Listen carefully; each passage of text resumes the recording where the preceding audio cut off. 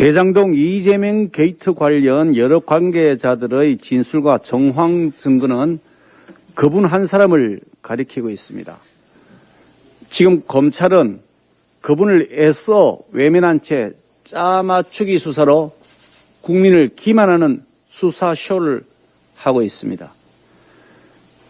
민주당 이재명 후보는 국정감사에서 초과 이익 환수 조항과 관련해 당시 저는 들어본 일도 없다고 했지만 당시 실무자였던 정민영 변호사가 공모 지침서를 작성해서 이재명 성남시장에게 직접 보고하러 갔다는 진술을 검찰이 확보했다는 보도가 있었습니다. 애초부터 특정 민간업자가 이익을 독식할 수 있도록 설계되어 있었고 그 과정에 이 후보가 관여했다는 것을 뒷받침해주는 결정적인 증거입니다. 또한 이 후보의 측근 그룹으로 알려진 정진상 정책실장과 유동규 씨가 대장동 민간사업자 공고를 일주일 앞두고 임기가 남아있는 성남도시개발공사 황무성 사장에게 중도 사퇴를 강압했던 녹취 파일이 공개되었습니다. 사표를 내지 않으면 박살난다는 발언까지 한 것으로 전해지고 있습니다. 그 사퇴 강압이 성남시장 이재명의 하명에 의한 것으로 보기에 충분한 대화 내용도 포함되어 있습니다. 결국 황 사장을 사퇴시켰고 유동규가 사장 직무대행으로 그 자리를 차지했습니다. 이재명 후보는 국감장에서 유동규가 중요한 인물이었다면 본부장이 아닌 사장을 시켰을 것이라고 말하면서 자신의 책임을 회피했습니다. 그러나 유동규 씨를 본부장으로 앉히는 과정에 있어서도 아무리 낙하산 특혜 인사라고는 하지만 그렇게 끼워 넣기에는 너무나 자격 미달이었던 유동규 씨를 바로 사장 자리에 앉히기는 부담스러웠을 것이라는 점에서 보면 유동규를 일단 본부장으로 진입시킨 다음 대장동 사업에서 특정 민간인이 최대 폭리를 취하도록 하는 사악한 작업을 진행시키는 과정에서 황무성 사장이 이것을 거부하자 황 사장을 쫓아내고 유동규가 사장 직무대행으로 그 사악한 대장동 작업을 하도록 조치한 것으로 보는 것이 상식일 것입니다. 지금까지 드러난 정황과 증거만 보더라도 상식을 가진 사람이라면 누구나 천문학적 개발 이익을 민간에게 몰아준 대장동 개발 사업이 이재명 후보와 그 측근에 의해 설계되고 시행되었다고 보는 것이 너무나 당연한 이치입니다. 그런데도 검찰은 아예 대놓고 몸통 숨기기 수사를 이어가고 있습니다.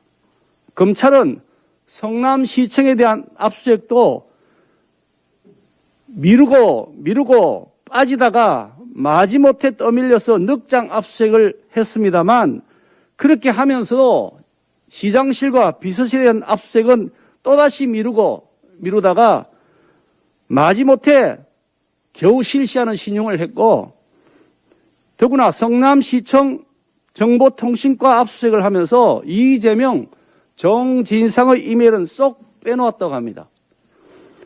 검찰은 유동규를 기소하면서 배임 혐의를 쏙 빼놓고 김만배 구속영장을 청구하면서 계좌 추적 한번 하지 않았다는 것이고 남욱은 적당히 체포하는 신용만 하다가 구속영장 청구조차 하지 않은 채 그냥 석방시켜버렸습니다.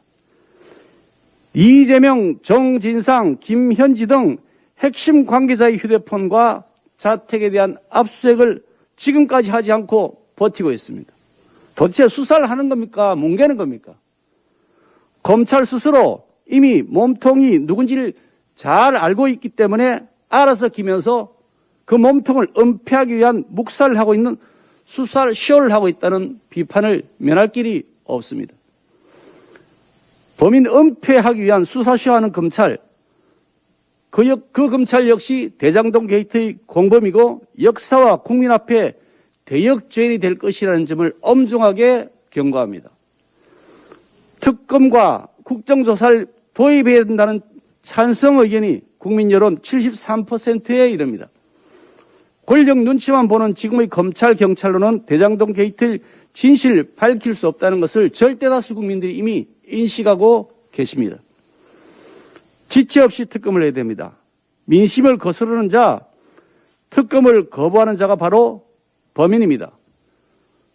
이 국정감사 과정에서 드러난 이재명 후보의 거짓말과 궤변, 또 절대다수 국민들이 바라는 대장동 게이트에 관하여 특검을 도입을 반드시 해야 할 것이고, 그 논의를 위해서 여야 원내대표의 원포인트 회담을 제안합니다.